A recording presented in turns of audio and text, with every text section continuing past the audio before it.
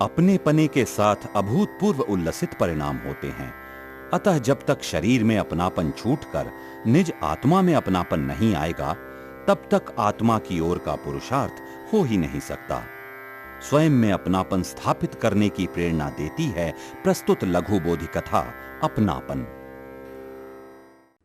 नमो अरिहंताणं, नमो सिद्धाणं, नमो आयर्याणं, नमो वज्रायाणं, नमो लोये सवसाहूर्णम्।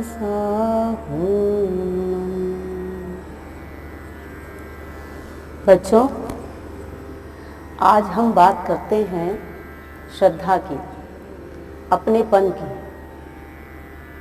सज्जनता की दृष्टि से देखें तो बाह्य में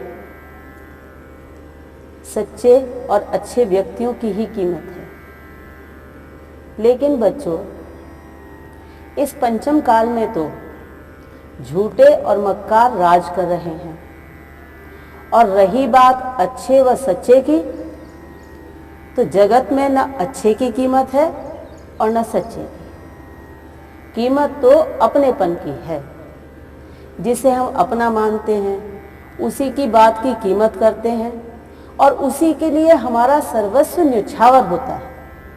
हमारा उत्साह, उमंग, राग, पुरुषार्थ सब अपनों के लिए ही दौड़ता है।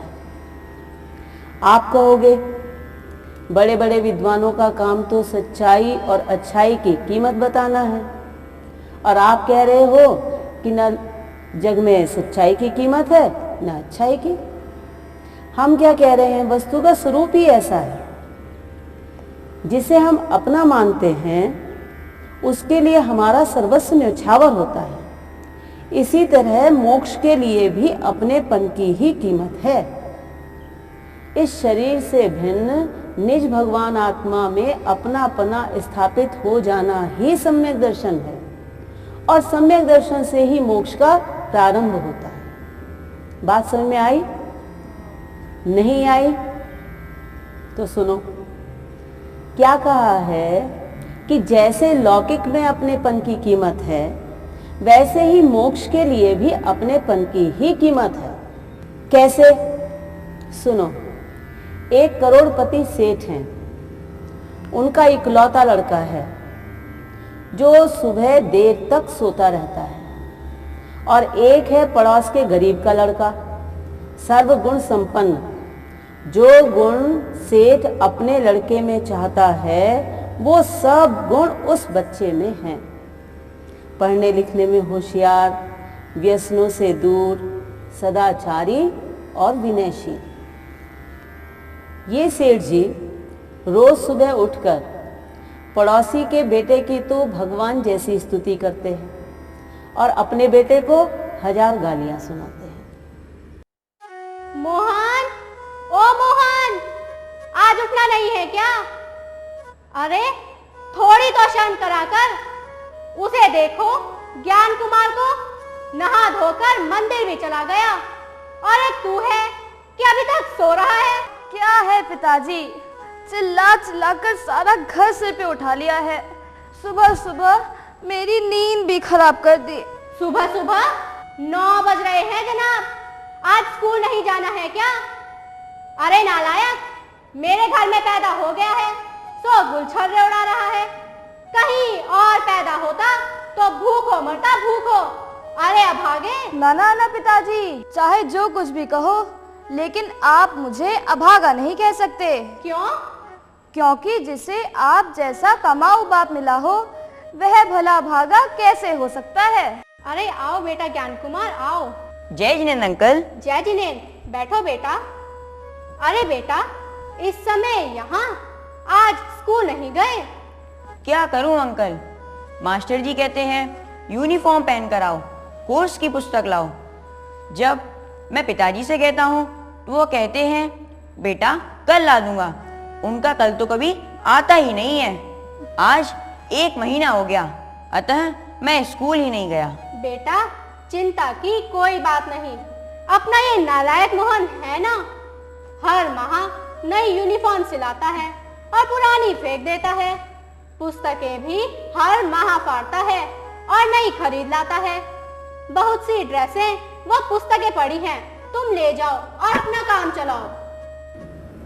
देखा बच्चों, सेठ जी जिसकी भगवान जैसी स्तुति करते हैं, उसे तो अपने बेटे के उतरे कपड़े और फटी पुस्तकें देने का भाव आता है, और अपने नालायक बेटे को करोड़ों की संपत्ति देने का भाव है ही। तो अब आप ही बताइए, कीमत अपनेपन की है या नहीं? ये अपनापन ही सर्वत्र महत्वपूर्ण है। इसी प्रकार मोक्ष के लिए भी अपनापना ही महत्वपूर्ण है। किस प्रकार? देखो, आज तक इस आत्मा ने इस शरीर में अपनापना मान रखा है, अतः शरीर की सेवा में पूरी तरह समर्पित है, और निज भगवान आत्मा में एक क्षण के लिए भी अपनापना नहीं आया। यही कारण है कि निज भगवान आत्मा अनंत उपेक्षा का शिकार होकर के सौतेला बेटा बनकर रह गया है। अब आप कहोगे कि निज आत्मा की उपेक्षा किस प्रकार हो रही है? देखो ना, यदि ये शरीर, ये जो जड़ शरीर है, ये अस्वस्थ हो जाए तो हम डॉक्टर के पास दौड़े दौड़े जाते हैं ना। कोई तर्क वितर्क नहीं करते, जो वे कहता है वह हम करते हैं।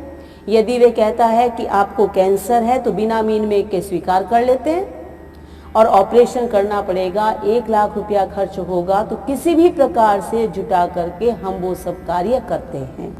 डॉक्टर की विनय करते हैं, सारी उम्र उसका एहसान मानते हैं।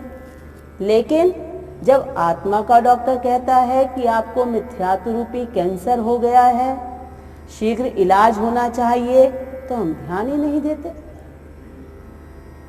तो बच्चों, शरीर की अपेक्षा और आत्मा की उपेक्षा का एकमात्र कारण क्या रहा? शरीर में अपनापना और आत्मा में पराया।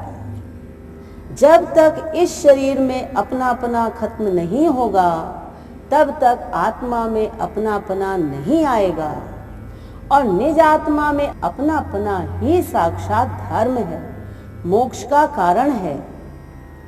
आत्मा में अपनापना खो जाना अनंत दुखों का कारण है, और आत्मा में अपनापना हो जाना अनंत सुखों का कारण है। अब आप कहोगे कि अपनापना खो जाने का दुख से और अपनापना हो जाने का सुख से संबंध किस प्रकार है? तो सुनो, एक सेठानी है, बहुत संपत्ति की मालकिन। उनका इकलौता बेटा 2-3 वर्ष की उम्र में खो गया। बहुत ढूंढने पर भी नहीं मिला। वह बालक भटकता भटकता न जाने कहाँ पहुँच गया। भीख मांगकर पेट भरता रहा। थोड़ा बड़ा हुआ तो एक हलवाई की दुकान पर काम करने लगा। सेठ जी का उस हलवाई के यहाँ आना जाना लगा रहता था। सेठ जी को एक नौकर की जरूरत थी, और उसी हलवाई से कुछ व्यवस्था करने को कहा था। तो वही बालक अपने ही घर में नौकर बनकर आ गया। अब माँ बेटे के सामने है और बेटा माँ बाप के सामने है, लेकिन माँ बेटे के वियोग में दुखी है और बेटा माँ बाप के वियोग में दुखी है। माँ सारा दिन अपने बेटे को याद कर करके दुखी होती रहती। न जाने मेरा बेटा कहाँ होगा, कैसी हालत में होगा भी या नहीं होगा, या किसी के यहाँ चौका बर्तन कर रहा होगा।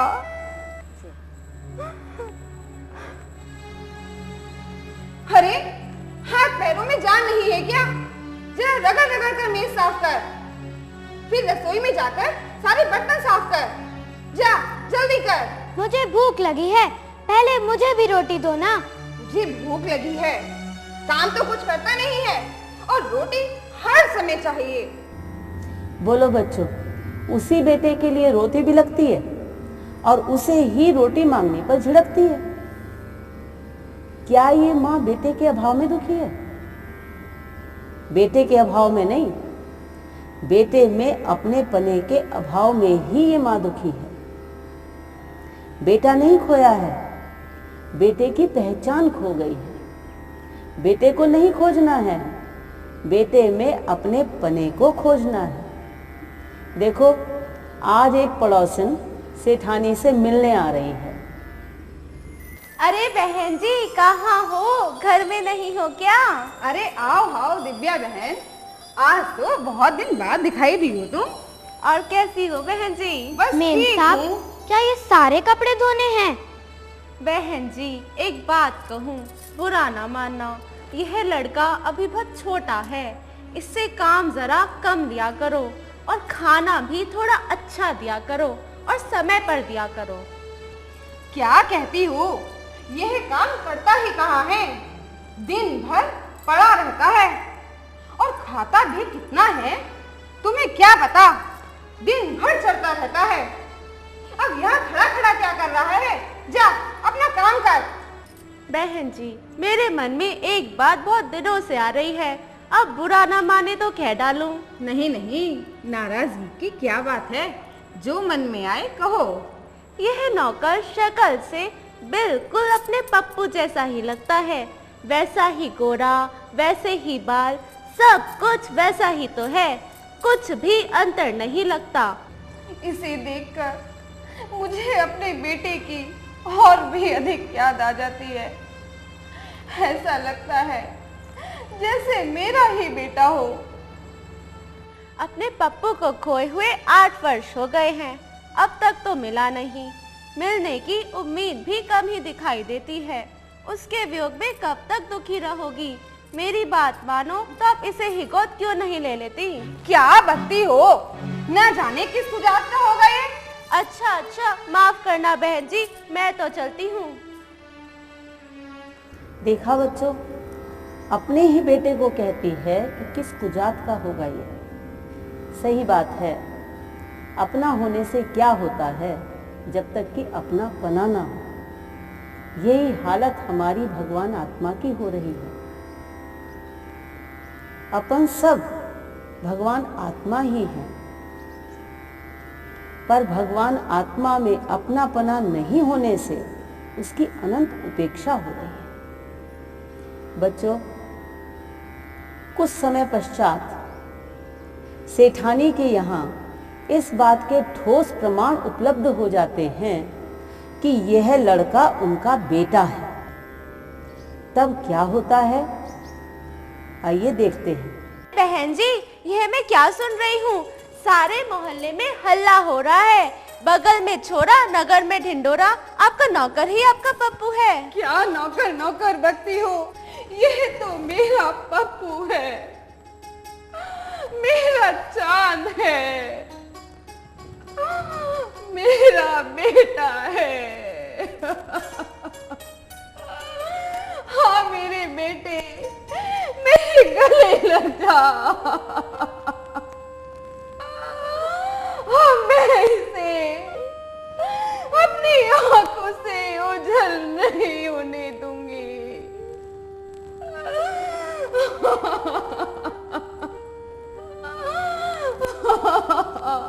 अरे अब क्यों रोती हो? अब तो हंसने का समय आ गया है, अब तो आपको आपका पुत्र मिल गया है। अरे मेरे बेटे का बचपन यूं ही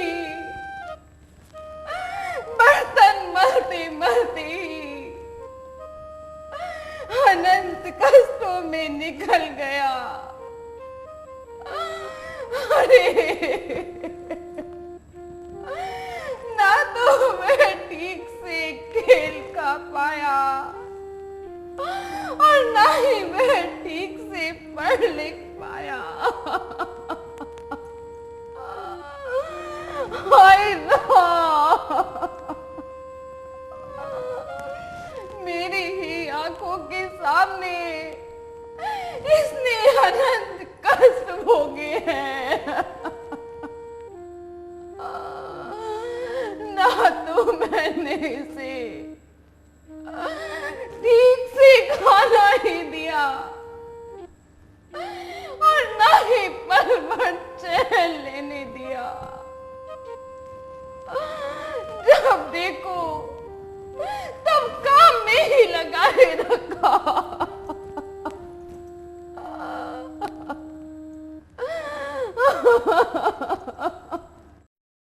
देखा कितना बदलाव। वही सेठानी जो इस बात को स्वीकार करने को कतई तैयार नहीं थी कि इस बालक से बहुत काम कराती है और खाना भी ढंग का नहीं देती, वही सेठानी अब इकबालिया बयान दे रही है कि मैंने इस बालक से बहुत काम कराया है और खाने को भी ढंग का नहीं दिया है। ये सब अपनेपन का ही महात्म्य है। अब क्या उसे समझाने की आवश्यकता है कि इससे काम कम लिया करे और खाना अच्छा दिया करे? अब काम का तो सवाल ही नहीं, और रही बात खाने की, तो अब तो उसकी सेवा में सब कुछ हाजिर है। व्यवहार में इस परिवर्तन का एकमात्र कारण अपनेपन की पहचान है। इसी प्रकार जब तक निज आत्मा में अपनापना स्थापित नहीं होगा, तब तक आत्मा के प्रति अपनेपन का व्यवहार भी नहीं होगा। इस शरीर से सर्वथा भिन्न निज भगवान आत्मा में अपनापना स्थापित हो जाना अभूतपूर्व क्रांति है, धर्म का आरंभ है, सम्यक दर्शन है, साक्षात मोक्ष का मार्ग है। भगवान बनने, दुखों को दूर करने और अतीन्द्रिय आनंद को प्राप्त करने का यही एकमात्र उपाय है। इस कीमती मनुष्य भव का एक पल भी गंवाए बिना अपनी आत्मा की पहचान करके मोक्ष मार्ग का प्रारंभ कर लेना चाहिए। दौलत राम जी कहते हैं, अब भी समझ सुन चेत सयाने, काल वृथा मत खोवे, ये नर भव फिर मिलन कठिन है, जो सम्यक नहीं होवे। अपने में इस शरीर से भिन्न निज आत्मा में अपनापना स्थापित करके हम सब मोक्ष मार्ग प्रारंभ करें। इसी भावना के साथ बच्चों, जय जिनेन्द्र।